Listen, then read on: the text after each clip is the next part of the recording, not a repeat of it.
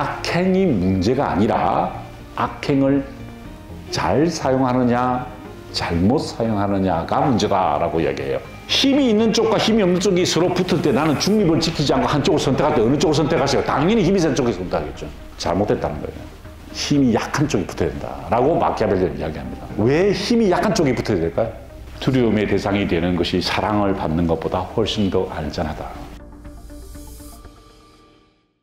군주론이라는 책이 굉장히 위험한 책인데요. 이 책의 핵심 내용이 뭔지를 한번 제가 10가지로 정리해 볼 테니까 어떤 우리 시대에 제안을 하고 있는지. 군주제는 대한민국에 없습니다. 그죠? 우리는 민주공화국에 살고 있어요. 제가 보기에는 제가 이번에 책을 깊이 단어 하나를 추적하면서 읽어보니까 지금의 회사의 상황하고도 맞다라는 생각이 들었어요. 이게 나라를 통치하는 스테이트 크래프트가 아니고 사회생활을 하면서 느낄 수 있는 것들에 대한 일종의 해답을 우리가 이곳에서 찾을 수 있다라는 생각을 제가 하거든요. 이제 그것에 대해서 제가 지금부터 설명을 한번 10가지로 정리를 해보도록 하겠습니다. 첫째, 친절히 대해주거나 아니면 완전히 짓밟아버려요. 인간이란 잘 대해주거나 아니면 아예 끝장을 내야 된다. 인간은 작은 피해에 대해서는 복수를 하지만 큰 피해에 대해서는 복수를 하지 못하기 때문이다. 따라서 인간에게 해를 가할 때는 복수를 당하게 될까 걱정하지도 될 만큼의 치명적인 피해를 완전히 초토화시켜버립니다. 멸절시켜야 된다는 표현을 씁니다. 어떻습니까? 첫 번부터 우리가 알고 있는 것하고 전혀 다른 이야기예요. 그죠? 피렌체 사람들이 깜짝 놀랐을 거예요. 왜 그렇죠? 바로 성경의 가르침과 정반대다. 성경은 어떻게 가르쳤죠? 오른밤을 때리면 왼밤을 돌려대라 이렇게 했어요. 한 대 맞으면은 이렇게 되라고 그랬다 이 말이에요. 근데 지금 뭐라고? 한 대 때리면은 작사를 내버려라. 어리석은 군주가 어쩌면 이 루이 12세요. 이 사람 알량한 자비심이 있었어요. 그래서 그 밀라노를 점령했는데 약간 반항을 해. 그랬더니 야 이러지 마라. 우리가 잘 지내지. 그러다가 작사가 났어요. 그러니까 그런 게 하면 안 된다는 이야기를 하는 거예요. 반대되는 사례가 로마입니다. 로마는 어떻게 했냐면은 이 아이톨리아에 들어가가지고요. 반란 이렇게 완전히 작사를 내버린 거예요. 다시는 반란을 기획하지 못하도록 초토화시키는 것이 더 낫다라는 겁니다. 이거 누구한테 하는 이야기라고요? 메디치 가문에게 하는 이야기예요. 메디치 가문에게 마키아벨리가 뭐라고 조언하는 겁니까? 피렌체를 다시 당신들이 점령했잖아요. 1512년에. 그런데 유력자들이 그 메디치 가문의 권력에 도전하려고 한다는 거예요. 그럼 어떻게 해라? 봐주면 안 된다는 거죠. 그런데 조건이 하나 있어요. 조건. 어떤 조건이냐? 새로운 영토를 점령한 군주에게만 적용됩니다. 매일 그렇게 하면 안 돼요. 매일 그렇게 작사를 내면 안 돼. 자, 두 번째. 군주의 거울. 아까 제가 천종류가 있다고 그랬죠. 그 군주의 거울에서 강조한 것처럼 뛰어난 인물을 모방하라는 겁니다. 사례를 쭉 들어요. 바로 이 사람들입니다. 이 사람들이 그런 뛰어난 군주였다는 거죠. 이 사람들을 모방하면 돼요. 근데 여기에 4명만 있는 게 아니에요. 모세, 키루스, 로무루스, 테세우스가 있는데 이 사람들뿐만 아니라 한 명 더 있어요. 히에론이에요. 히에론. 이 사람은 시칠리아 사람인데요. 시칠리아 시라쿠사의 왕이었어요. 근데 이분은 보십시오. 여기가 시칠리아죠. 이탈리아가 여기 있고 여기가 아프리카 카르타고입니다. 시칠리아가 여기, 시라쿠사가 여기 있어요.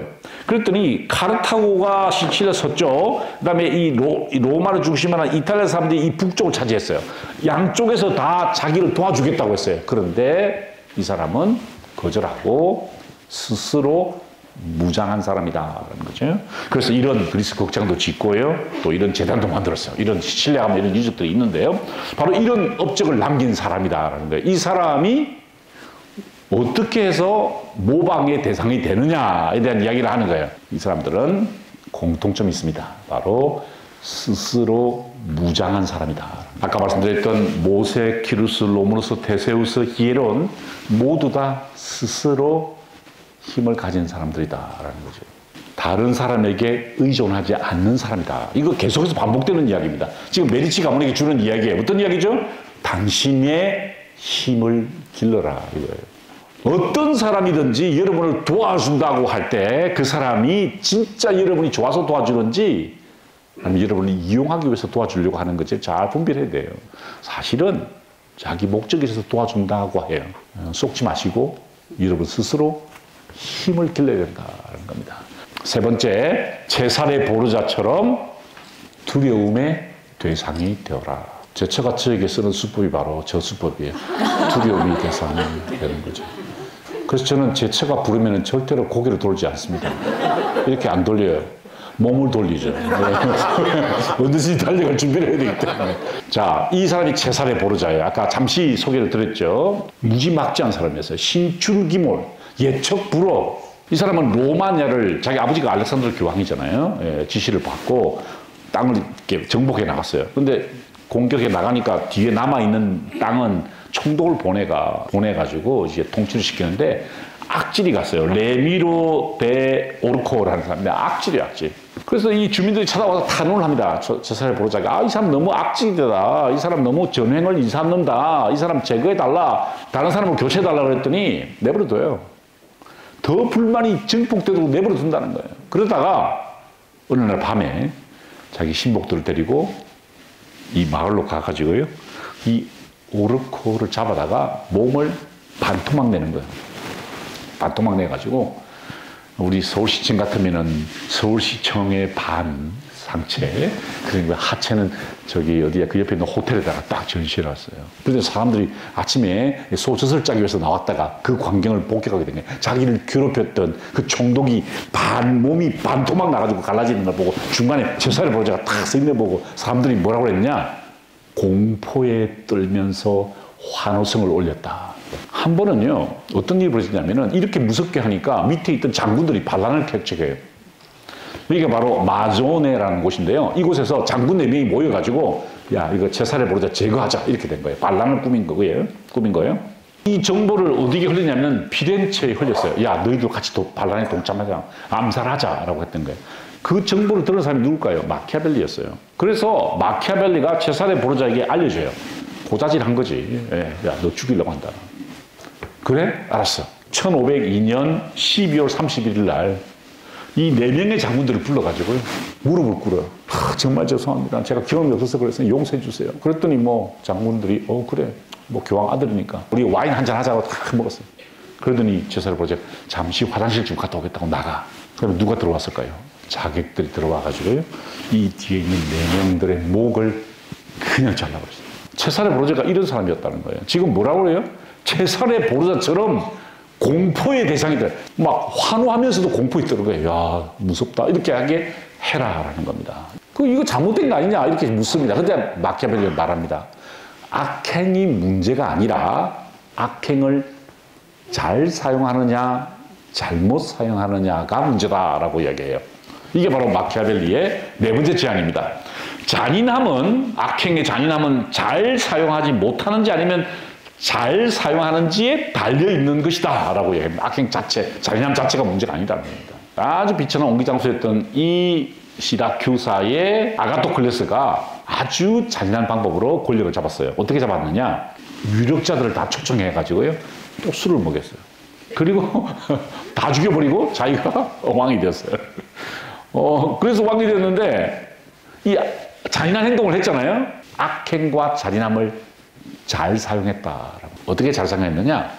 권력을 잡은 다음에는 선행을 베풀었어요. 그런데 어떻게 베풀었냐? 천천히 조금씩 선행을 베풀었다라는 거예요. 악행을 해갈 때는 어떻게 하는 게 잘 악행을 해갔냐면 한 번에 해간다는 겁니다. 악행은 반복하면 안 돼요. 악행은 딱 한 번 해야 됩니다. 단호하게. 그런데 선행은 어떻게 될까요? 천천히 조금씩. 남편한테 너무 잘해주면 안 돼요. 조금씩 잘해주세요. 아시겠죠? 뭘 할 때는 어떻게 해야 되죠? 그냥 가차없이 그냥. 마키아벨리가 얼마나 머리가 좋은지 이렇게 말합니다. 모든 피해는 단번에 가해져야 그 맛이 덜 쓰고 분노가 덜한 편이다. 로마가 쌈리아 전투에 나갔어요. 적군을 오랫동안 괴롭혔어요. 그래서 반란이 일어나요. 그렇게 하면 안 된다는 거예요. 처벌할 때는 한 번에 끝내야 돼요.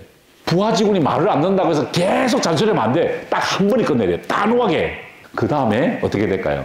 잘해줄 때는 천천히 계속 지속적으로 잘해주라. 다섯 번째입니다. 용병에 의존하지 말아야 된다. 아까 자력을 갖춰야 된다고 막 같은 말일 거예요. 그는 아주 신랄하게 이야기합니다. 용병에 의존했기 때문이다. 피렌체는 용병을 의존했어요. 피렌체는 일단 인구가 작고요.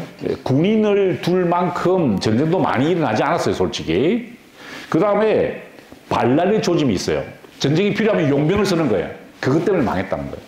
이 프랑스가 점령할 때, 피렌체를 점령할 때 어떻게 수모를 당했냐면은 분필 하나 들고 다니면서 대문에다가 X 치면 끝이라는 거예요. 왜? 여기 우리가 묻겠다는 뜻이에요. 이런 굴욕을 당했어요. 왜? 용병들이 다 도망가 버렸거든요. 여기 X, 분필 한 자루로 이탈리아를 뺏겠다라는 이야기를 합니다. 그러면서 마키아벨리는요, 메디치 가문도 비난해요. 어떻게 비난하는지 볼까요? 내가 설명한 것이 우리가 저지른 진짜 죄이다. 이런 것들은 제가 집어넣었어요. 왜냐하면 문맥상, 이게 문맥을 더 정확하게 하기 위해서 이걸 제가 마키아벨리의 본문에는 없어요. 마키아벨리의 글은요, 굉장히 스피디해요. 그래서 이해하기 힘들어요. 그래서 제가 이렇게 집어넣은 겁니다. 요거는 제가 넣은 겁니다. 그리고 이 죄는 용병을 고용한 군주들이 저지른 죄이기 때문에 그들도 이에 대한 벌을 받다. 이게 누구에 대한 욕일까요? 메디치 가문에 대한 욕이에요. 메디치 가문도 옛날에 쫓겨난 이유가 뭐냐? 바로 용병을 썼기 때문이다 라고 하면서 군주는 자기 힘으로 서야 한다라고 강조합니다. 마키아벨리는 말합니다. 제 14장, 15장의 내용이 군주는 경멸을 받아서는 안 됩니다. 근데 언제 경멸을 받느냐? 힘이 없을 때 경멸을 받아요. 미움을 받아서도 안 되는데요. 언제 미움을 받느냐? 인색하게 굴거나 그 시민의 재산을 강탈할 때 미움을 받아요. 필로포임에는 유명한 그리스의 장군이 있어요. 이 사람은요, 실력을 기르었다는 거예요. 경멸받지 않기 위해서 끊임없는 군사훈련을 했어요. 지금 자기 자신을 칼로 이렇게 하면서 군사훈련을 하는 거예요.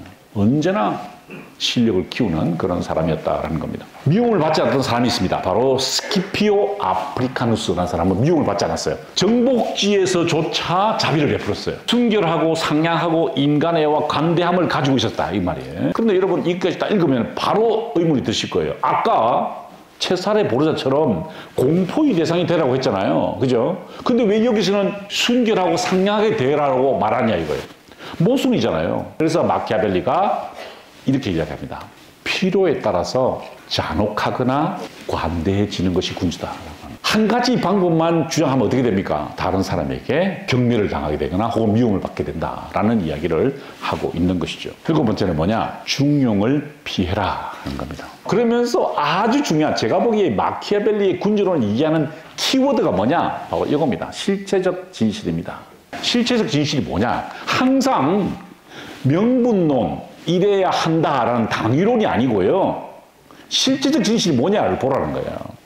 이게 현대 정치의 가장 핵심이에요. 이건요, 그리스 철학, 로마의 전통을 완전히 뒤엎는 이야기예요. 그리스에서는요, 두 가지 중요한 덕목이 있습니다. 첫째가 뭐냐면은 그노티스 아우톤, 너 자신을 알라라는 게 있어요. 두 번째가 뭐냐면은 어떤 것도 지나치지 않게입니다. 메덴 아간. 예. 근데 지금 마키아벨리가 뭐라고 그러죠? 중용 지키지 마라. 아리스토텔레스라는 철학자가 알렉산드로스 대왕을 가르쳤어요. 선생님이었어요. 이분이 말씀하셨습니다. 지나침과 모자람이 모두 악하다라고 했어요. 그것을 악덕이라 보았고 중용이야말로 우리가 추구해야 할 탁월함이다라고 이야기를 해왔다는 겁니다. 그런데 지금 마키아벨리가 뭐라? 중용은 지키지 말아야 된다. 이 아리스토텔레스의 철학을 좀 더 상세히 볼까요? 감정을 가진 상태에 대해서 이야기할 때 너무 모자라는 것은 두려움이 뜨는 거고요. 너무 지나치는 대담함입니다. 그죠? 그때 아리스토텔레스는 뭘 가르치겠을까요? 용기를 가져라 라고 해석합니다. 이게 용기예요. 많은 사람들이 용기를 감정에 막 소용돌이 같은데 그렇지 않아요. 예, 지나치지도 않고 모자라다는 게 용기다 이렇게 이야기를 했어요. 자, 삶의 추구 방식에서 어떤 사람은 모자란 것을 추구해 삶을 막 억제해. 그 사람은 고통을 추구하고요. 지나친 사람들은 즐거움을 추구해요. 그렇다면 중간은 뭘까요? 절제하는 것입니다. 절제. 돈을 사용할 때 인색한 사람이 있어요. 아주 짠 사람, 모자라는 사람들이죠. 너무 사치하고 방탕하는 사람들은 뭐죠? 지나치는 거예요. 그럼 중간은 뭘까요? 자유인답다라는 겁니다. 자유로운 사람들은 돈을 자유롭게 써요. 인색하지도 않고 낭비하지도 않는다 이 말입니다. 이게 지금 아리스토텔레스의 가르침이에요. 명예에 대한 것은 소심함 사과 허영심 사이의 포부가 큰 건 무조건 화를 앞선 사람은 화를 내는 사람의 온화한 마음을 가지라라고 아리스토텔레스가 이야기했는데 마키아벨리는 이게 위험하다라고 얘기합니다. 마키아벨리의 질문이 뭘까요? 전통적이며 당위론적인 아리스토텔레스의 중용을 따랐을 때 초래되는 실체적 진실은 뭐냐? 망하더라는 겁니다. 중용을 지켰더니 망하더라는 거예요. 이 카이 동맹은요, 이 로마가 쳐들어온다 그러니까 셀루코스가 마케도니아에 뭐라면, 야, 너 중립 지켜라. 이렇게 이야기했어요. 이 두 세력이 중립. 그랬더니 바로 이 사람이 그에 중립 지키라고 조언했어요. 로마에서 찾아와서, 야, 중립 지키면 너 죽는다. 했다가 중립 지키겠다 선언하니까 죽여버려요. 중립 지켰다가 망했다는 겁니다. 그죠? 실체적 진실이 이렇게 드러난다라는 거죠. 자, 그런데 여기서 한 걸음 더 나아갑니다. 힘이 있는 쪽과 힘이 없는 쪽이 서로 붙을 때 나는 중립을 지키지 않고 한쪽을 선택할 때 어느 쪽을 선택하세요? 당연히 힘이 센 쪽에서 선택하겠죠. 잘못됐다는 거예요. 힘이 약한 쪽이 붙어야 된다라고 마키아벨리는 이야기합니다. 왜 힘이 약한 쪽이 붙어야 될까요? 힘이 강한 쪽이 붙었잖아요. 그러면 이긴 다음에 뭐라 그럴까요? 야, 니는 힘이 없으니까 나한테 붙은 거야. 근데 힘이 약한 쪽이 붙으면 어떻게 돼요? 내가 힘을 좀 더해서 이 사람이 힘을 키워요. 그래서 이기게 되면 어떻게 해요? 이 사람은 나한테 고마워서 어쩔 줄은 몰라. 확률상 이게 더 낫다는 거예요. 자, 8번째. 처음에는 관대해야 되지만 그 다음에는 인색해져야 한다. 나는 관대하다고 평가받는 것은 좋은 일이라고 일단 말하겠다. 일단. 그러나 당신에 대해서 다 사람들이 관대한 사람이라고 생각을 한다면, 그렇게 결론 짓는다면은 그 관대함은 오히려 이게 당신에게 해를 입히게 될 것이다. 맞죠?